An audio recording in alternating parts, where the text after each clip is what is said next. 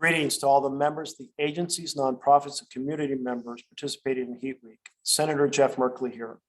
Thank you for inviting me to help commemorate and remember the 96 Oregonians we lost during last year's Heat Dome event, and to share some thoughts about how to make it less likely for such an event to happen again.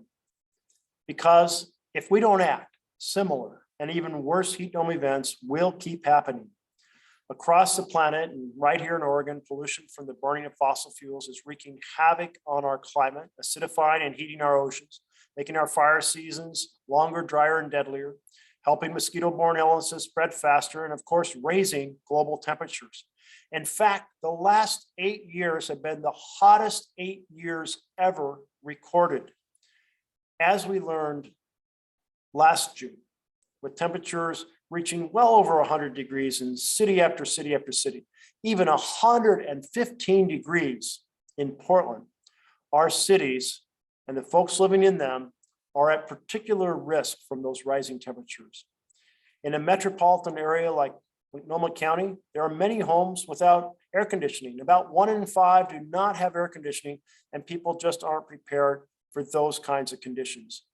The cooling centers that were open, like the convention center, helped thousands of Oregonians find shelter and safety, but not all found safety, not the 96 we lost.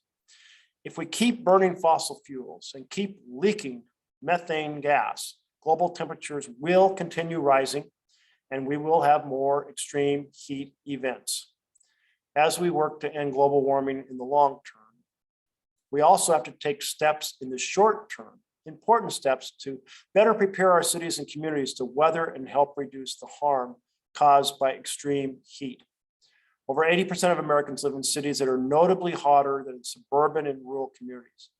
That's because they're filled with tons of pavement and rooftops and surfaces that absorb and retain heat, and not nearly enough green spaces. So let me focus on one particular idea to help reduce the heat in the heat islands. And that is to increase the amount of green to be seen. That is to plant and maintain and nurture a lot more trees.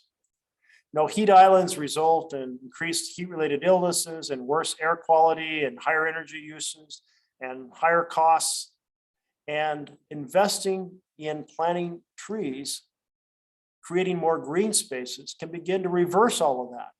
A well-established healthy tree canopy in these urban communities help keeps temperatures down by shading some of that asphalt and pavement. The leaves absorb pollution, helping improve air quality.